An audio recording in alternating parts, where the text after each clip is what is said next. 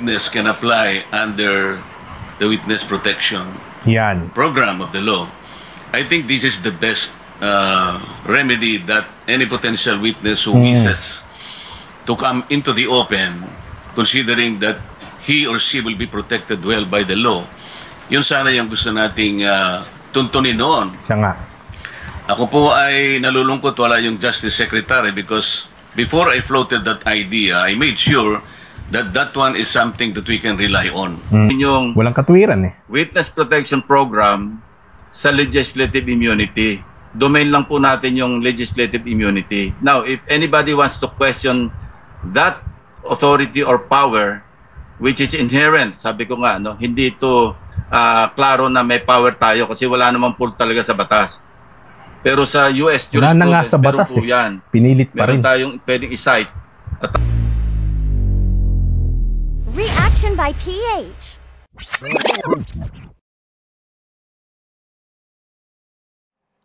Ayan po, magandang araw mga ka-reaction by. Ako po si Reaction by, no? So, ito po, sabay-sabay po nating panoorin at i-comment sa comment section. Ito pong bidyong ito. Ito po ay patungkol sa dalawang senador sa Senate Blue Ribbon Committee na isang pulis at isang abogado. Ayan. So, palagay ko, medyo kilala nyo na siguro kung sino itong dalawang sinasabi ko.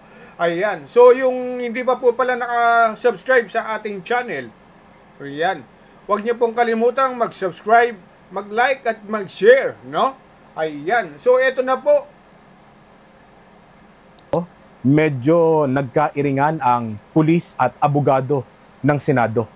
Ito po kasing si Senator Ping Lacson ay tila ipinagkamali niya na si Senator Rodante Marcoleta daw ay naguguluhan, nalilito at pinaghahalo daw yung legislative immunity pati yung witness protection program. Ako na may nagtataka. Bakit si Senator Rodante Marcoleta pa ang malilito? Yayamang siya yung mas may alam sa batas, di po ba? Sapagkat siya'y abogado. Bueno, magkaroon na lang tayo ng reaksyon at magkomento tayo dito sa video na akin pong ipapanood sa inyo. Makikita nyo po sa screen ang nasabing video, sabay-sabay po nating panoorin. Yes, Mr. Chair. Senate President is recognized. Mr. Diskaya, bigyan ko kayo ng advice. This is not because I am a lawyer. It's because I have been here for ages, since 1992. Ay ako ang pinakamatandang senador dito sa term, hindi sa edad. Mas may edad sa akin yung katabi ko. Meron kayong legislative immunity, huwag kayong matakot. Pag sa hearing kayo nagsasalita, pwede nyo invoke legislative immunity, magsalita kayo. Huwag nyo sabihin yung against self-incrimination. Hindi. There is such thing inherent sa mga committees, yung legislative immunity yung tinatawag. Kung meron kayong gusto ipagtapat ninyo. Hindi pwedeng gamitin sa inyo pag sa hearing nyo sinabi. Makakatulong kayo sa amin at matutulungan din namin kayo. Yun ang gawin ninyo. Tatanong sa abogado nyo, alam nyo ang abogado nyo yan. Baka lang, ayaw nyo lang talagang sabihin yung dapat Di ba? Huwag kayong matakot at meron po kaming maibibigay sa inyong legislative immunity tinatawag. Your Honor, Salamat, okay lang po Mr. ba? Chair. Itatanong ko lang po muna sa legal counsel ko po. Bueno, bago natin ituloy mga kababayan, for the context, bago yung bahagi po na yan ay tinatanong po kasi ni Senator Risa Hontiveros itong si Diskaya. At dun sa huling tanong niya, bago mangyari itong kaganapan na ito, ay nagsabi si Diskaya ng I invoke my rights against self-incrimination. Siguro, natatakot siya na baka sa pagsagot niya, sapagkat meron siyang papangalanan, mabalikan siya ng kanyang bibitawang pangalan. Tao man yun, organisasyon man yun, grupo man yun. Yung sinasabi kong balikan siya, baka kasuhan siya, di po ba? Mag-file ng anumang uri ng kaso na pwedeng i-file laban sa kanya dahil sa pagdawit niya ng pangalan. Ngayon, ang ginarantiya sa kanya ni Senator Tito Soto, hindi, wag kang matakot. Magsabi ka lang ng totoo sapagkat nasasaklaw ka ng legislative immunity. mabibigyan ka namin ng legislative immunity na para bagang pinalalabas ni Senator Tito Soto, ito protection mo. Legislative immunity, huwag kang matatakot. Yun yung konteksto po niyan. O, bueno, tuloy po natin. Mr. Chairman, no? I distinctly recall na nung araw nga na-question yung issue na yan because baka gamitin sa korte yung mga sinasabi ninyo rito. But it has always been implied, lalo na pagka hiniling nung resource person or nung witness. Pag hiniling niya na yung sasabihin niya ay hindi pwedeng gamitin sa kanya, pwede mo nang hindi gamitin yung self-incrimination na yan na sinasabi. So,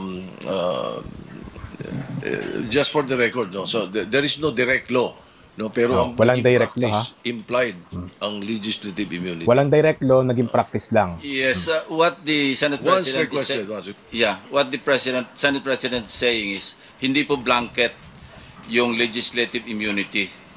Pwede yung invoke subject to the approval of the committee. Pero kailangan mag-tell all kayo. Kung kayo bibigyan ng legislative, as the Senate President stated, wala pong batas kasi hindi covered dito. Unlike in the United States. Malinaw yun. Pero napapractice namin yan. Even during the time of Senator or Senate President Drilon. Wala naman pong nagko-question sa court. So it has been a practice for the longest time na pwede mag-grant ng legislative immunity ang committee. Any committee or standing committee for that matter. So it's up to you if you want to request the committee. If you want to invoke legislative immunity, then we will rule on it. But also, Mr. Chairman. Bago tayo magtungo dito sa paglilinaw ni Senator Marcoleta, ako na magsasabi sa inyo mga kababayan ha. Mismong lumabas sa bibig ni Senator Tito Soto na sa unang bahagi umamin siya, hindi naman sa pagiging abogado, hindi naman talaga siya abogado, pero bilang nakatatanda daw sa termino, yung legislative immunity na bilang proteksyon ng witness sa pagsasalita para hindi magamit sa kanya yung mga sasabihin niya, yun ay base lang daw sa practice, sa tradisyon, at wala daw sa batas yun. Sinigundahan pa, sinuportahan pa, pinagdiinan at pinagtibayan pa ni Senator Ping Lacson na sa matagal na panahon, talagang practice na yun. So huwag kayong matakot, may legislative immunity tayo. Sabi pa sa termino mismo ni Lacson, bagaman wala tayong batas tungkol dyan. Sa makatuwid, hindi matibay. Naging practice lang. Naging tradisyon lang. At ang sabi pa, hindi naman kami kine-question ng Korte Supremo pagdating sa bagay na yan. Hindi kami kine-question ng Korte Suprema dyan. Bakit? Naging practice na nga ang tanong, paano pagka-question? Anong isisigunda ninyong batas? Kapag may nag-file ng kaso laban sa Diskaya dahil sa may dinadawit na silang mga pangalan. Di ba nung nakaraan lang, nung nagpangalan ng mga Diskaya ng 17 congressman, sila mismo yung mga congressman na yon, yung iilan doon, nagbanta na sa mga Diskaya na maghanda kayo, hindi namin palalagpasin ito. Nagbabalak silang mag-file ng kaso. O ngayon, anong sasabihin ba ng mga Diskaya? Meron akong legislative immunity. Paano kung sabihin ng Korte Suprema na anong legislative immunity? Batay po sa batas, sa konstitusyon. Ang legislative immunity po ay para lang sa mga miyembro ng Kongreso, ng House of Representatives at ng Senado. Kung ang pagbabatayan natin ay yung batas lang mismo, yung nasa konstitusyon. Nabatay sa Article 6, Section 11 ng 1987 Constitution, members of Congress cannot be arrested while Congress is in session except for crimes that are punishable by more than 6 years imprisonment or cases of treason, felony, and breach of peace or serious crimes. Ang batas po na ito, pagka sa konteksto ng mga Diskaya, hindi po sila miyembro ng Kongreso. Kaya lang nagamit yung legislative immunity na yan para sa mga witness dahil sa practice at tradisyon na isinalin-salin ng mga mambabatas Pero pagdating sa batas, wala naman po talaga nun. Sapagkat ang pinoproteksyonan ng batas na ito ay tanging miyembro lang ng Kongreso. Na kung saan, yung mga miyembro ng Kongreso, kahit na sila ay magsasasalita, maglaglag man sila ng pangalan, wala silang pananagutan doon. Hindi sila pwedeng kasuhan, balikan nung nilaglag nilang pangalan. Halimbawa sa privilege speech, maglalaglag ka ng pangalan dyan. Ikaw ay senador, ikaw ay congressman. Dahil dito sa immunity na ito, sa legislative immunity, hindi ka pwedeng mabalikan nung papangalanan mo. Sapagkat meron ng batas na pumuprotekta sa'yo. Paano naman yung mga witness? Paano naman yung mga titistigo sa Kongreso pag kinwestiyon ng Korte Suprema yan? Di po ba? Yung ginarantya sa mga diskaya mula sa tradisyon at nagpasalin na practice lang. Gaano katiba yon? Di po ba? Kaya, ano yung naging sagot ni Senator Rodante Marcoleta dyan sa naging proposal ni Tito Soto at ni Ping Lacson? So, yan na ituloy po. na natin itong bahagi ni Senator Marcoleta. But also, it does not exempt you from perjury. Diba? It doesn't mean that you are exempted from perjury pagdating pag ini-invoke yung legislative immunity. Kaya kailangan Mr. sasabi Chair. pa rin na totoo. Mr. Chair, Senator Marcoleta. Ngayon na. may I clarify that because Senate President said that by tradition, we can extend legislative immunity. But I think that is based on tradition that Base lang sa tradisyon may not hold to any specific witness. That is why this representation, as early as last week, I think, suggested a modality that is based on the law itself, which is Republic Act 6981, where a potential witness can apply under the witness protection Yan. program of the law. I think this is the best remedy that any potential witness who wishes to come into the open, considering that he or she will be protected well by the law. Yun sana yung gusto nating tuntunin noon. Siya nga. Ako po ay nalulungkot wala yung Justice Secretary because before I floated that idea, I made sure that that one is something that we can rely on. I spoke to an Undersecretary of Justice. Remulla. Tapos okay naman siya nung umpisa until he recommended or he suggested that the Secretary of Justice should also be consulted. So sabi Yes, ko, mas Remulla. mabuti yung ganon. And then the Secretary of Justice called me personally. At ang sinabi nga niya, that is something that we can float. We can encourage people like that kasi pagkakaalam ko ang Senado, magkabakas naman tayo kasi ngayon we are pursuing the Whistleblower Act Yan. na sana'y ma-ratify ng Senate as soon as possible. So sa aking pagkakaalam po ay sinabi niya na this is a route that a potential witness can take. Of course, subject to the application kung siya ay eventually be admitted. Kung sakasakali namang hindi siya ma-admit, wala pong problema doon. However, sabi ko sa kanya, we need to go into the process, which he agreed. Ang naging problema lamang po, Bumaliktad. Mr. Chair, bigla kasi siyang gumawa ng parang press briefing na kung saan sinabi niya na before a particular, in this case, the Discayas can apply under the Witness Protection Program, kinakailangang magsoli po sila ng mga Nako. nakulimbat nila, which to my mind is not correct. Wala naman Sapagkat kasi talaga sa batas yun. kahit basahin po natin yung Section 10, na ito po yung applicable provision under the law, yun pong restitution or yung indemnification to the government, while it is a good policy, wala po dun Walang requirement na ganun Tama. Kaya nga, ang sabi ko, kung nandito sana siya, I could have confronted him personally. Nako. Magkaibigan naman po kami. Hindi ko malaman kung bakit siya tumaliwas doon sa usapan namin. Yung sinasabi po ni Senator Rodante Marcoleta, yan ang nasa batas. Uulitin ko yung legislative immunity, kapag ka batas lang ang mismong pag-uusapan, ang tanging napoproteksyonan lang nun ay yung mga miyembro ng Kongreso sa House of Representatives at sa Senado. Ngayon, yung tinutukoy dito ni Senator Marcoleta na kumbaga best way para mabigyan ng proteksyon yung mga witness, yan po yung tinatawag na testimonial immunity. Yun po talaga yung para sa mga witness. May dalawa pong uri ng testimonial immunity. Ano po? Yung use immunity, that is the testimony itself and anything directly derived from it cannot be used against the witness. Kung ano yung nasa testimonya niya, hindi pwedeng gamitin yon para balikan o papanagutin yung nasabing witness.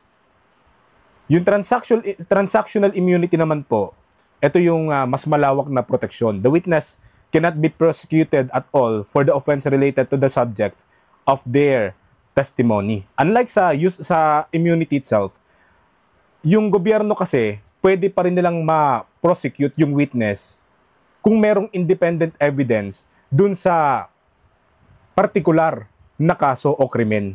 Unlike dito sa transactional immunity, wala talagang prosecution na mangyayari sa mag-testify na witness. At yung transactional immunity po, kadalasan ay nasa saklaw ng Witness Protection Act o yung Republic Act 6981 nga po. Kaya tayo yung nagtataka, bakit gagamitin yung batas na para sa miyembro ng Kongreso sa mga witness?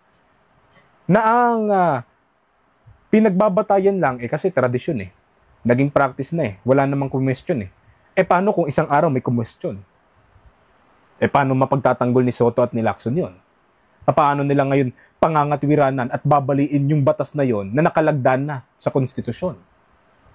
Unlike dito sa remedyo na ipinapanukala, pinopropose ni Senator Marcoleta, ito talaga yung batas para sa mga witness. Gusto rin naman palang bigyan ng immunity ni Lacson at ni Soto, yung mga diskaya, para hindi sila mapapanagot sa anumang ibabahagi nila, isisiwalat nila. Di doon na tayo sa pinaka main law na sumasaklaw talaga sa mga witness at hindi sa kung kanino man. Halimbawa nga, yung legislative immunity na para sa mga miyembro lang ng Kongreso. Di po ba? Ngayon, dito na nagkaroon ng sagutan. Si Lacson pati si Marcoleta. Tuloy natin. At abogado naman siya, kayang-kanya namang basahin po either Section 3 or Section 10 of the law. Wala po talagang restitution Kasi mag-a-apply pa lamang po kung sakasakaling ma-admit siya. In other words, the process must begin. Hindi nga po nangyari yung ganun So sayang po yung pagkakataon na tuntunin yung remedy, which is very, very legitimate under the law. So inconsistent po yung sinasabi natin ngayon na we can provide legislative immunity, but they aren't immune. May I respond, from Senator Marcoleta? Thank you, Mr. Chair. Okay. Magkaiba po yung legislative immunity kesa doon sa pagiging state witness. Yung legislative immunity does not extend to prosecution. Ang sinasabi lang natin, lahat ng sasabihin niya rito, maski incriminate niya yung sarili niya, hindi pwedeng gamitin sa kanya. Yun lang po yung legislative immunity. Yung sinasabi niyo po ay yung ma-admit sa Witness Protection Program at pwede siyang tanggapin ng DOJ bilang isang ordinary witness or as an accused na pwedeng i-discharge ng korte as a state witness. Magkaiba po yun. Kaya huwag niyo pong paghaluin kasi sandali lang po. Wala po tayong jurisdiction doon sa pag-admit sa Witness Protection Program. Under the law, pwede lang tayo mag-recommend. Pero iba po yung pag-uusapan natin, legislative immunity which is implied or inherent sa Congress or sa Senate for that matter, na kasi meron tayong power of contempt, pwede i-extend yan sa power din Nako, nawala. Dito. Pero may mga ruling din po dito ang Korte Suprema. At wala naman pong nagdudulog sa Supreme Court. Ginagawa natin ito, as I said, for the longest time. Wala naman pong nagko-question. So kung meron magko-question, then we will allow or we'll just wait for the Supreme Court to issue a ruling in this regard. Pero wag po natin pagaluin yung walang katwiran eh. Witness Protection Program sa legislative immunity. Domain lang po natin yung legislative immunity. Now, if anybody wants to question that authority or power, which is inherent, sabi ko nga, no, hindi ito klaro na may power tayo kasi wala naman po talaga sa batas. Pero sa US wala na nga sa batas po eh. yan. Pinilit pa rin. Meron tayong pwedeng i-cite. At tayo naman po, minsan sumusunod sa, di ba, nakapattern po tayo sa United States pagdating sa mga jurisprudence. So gusto ko lang i-clarify na iba po yung sinasabi yung Witness Protection Program at being a state witness in the court of law kesa sa legislative immunity. Those are two different animals. Mr. Chair, malinaw na malinaw po yun at hindi ko po pinaghahalo. Naiintindihan ko po yun. Ang sinasabi ko lang po, yun pong Witness Protection Program is a better remedy sana kung yun po sana ay napagbigyan. Hindi ko po pinaghahalo yun sapagat malinaw po sa akin, iba po yung course ng legislative inquiry, iba nang po yung remedy na yun po ay ibinibigay legitimately. Thank you. Thank you very much. Ano pang aasahan natin sa kanila? Sen Marcoleta. Di hamak na yung pagkaunawa mo sa batas kasi malayong-malayo sa pagkaunawa nila. O kagaya niyan, ipapasok mo ba naman ang legislative immunity sa isang witness para sa miyembro ng Kongreso yun? O anong katwiran sa'yo? Wala namang kung may question dito for the longest time. O ngayon, kung questionin tayo ng Korte Suprema, edi tsaka tayo magantay ng ruling sa makatuwid, napakarupok ng kanilang katwiran. Wala sila talagang may papangatwiran sa Supreme Court pag nagkataon. Kaya questionin sila, bakit nyo pinapasaklaw ang mga witness ninyo sa legislative immunity? Sa inyo lang yan. Sa mga miyembro lang ng Kongreso yan. Ano sabi nung chairman ng Blue Ribbon ngayon? Maghihintay tayo ng ruling pagka ganun. Taw-taw. Marupok. Mahina yung katwiran pagka ganun. Bakit? Wala sa batas eh. Aminado eh. Unlike si Senator Marcoleta, kung ano yung nasa batas, yun ang ipatupad. Yun yung mas maayos na remedyo. Yun ang mas nasa katwiran. Na kahit saan kadalin, pag kinwestiyon, bakit nyo binigyan ng protection yan? Bakit? Meron tayong Witness Protection Program. May kaso nga, wala eh. Pulis versus abogado. Anong aasahan? Pagdating sa batas. Di po ba? At least, lumilitaw mga kababayan, sino yung talagang naninindigan pagdating sa batas. Sino yung talagang naninindigan dun sa legal na paraan. Sabihin na nating mangangatwiran sila, illegal din naman ang ginagawa namin sapagkat ginagawa na namin to sa mahabang panahon, hindi nga kami kine-question. Sa makatuwid, pag kine-question kayo, illegal na. Maraming alam nyo, maraming butas pagka nagkataon na may mga question dyan. Kaya sana, ewan ko, sila na bahala. Basta ako, kung ano yung nasa batas, mabuti na lang at may Senator Marcoleta na nagpapaliwanag, nabibigay sa atin yung katotohanan, na ipapakain sa atin yung katotohanan ng batas ng isang senador na sinusuportahan natin. Yun lang naman po yun, di po ba? Bueno, hanggang dyan po muna tayo. So ayan po, no? Napanood niyo po ang video. Kaya ayan, i-comment niyo na lang po sa comment section. At sana po yung hindi pa po naka-subscribe sa ating channel, mag-subscribe na po kayo. Ayan. So ito po yung malaking tulong sa ating munting channel. So para updated po tayo lagi, ayan. Pindutin na rin po ang notification bell, no? Maraming salamat po.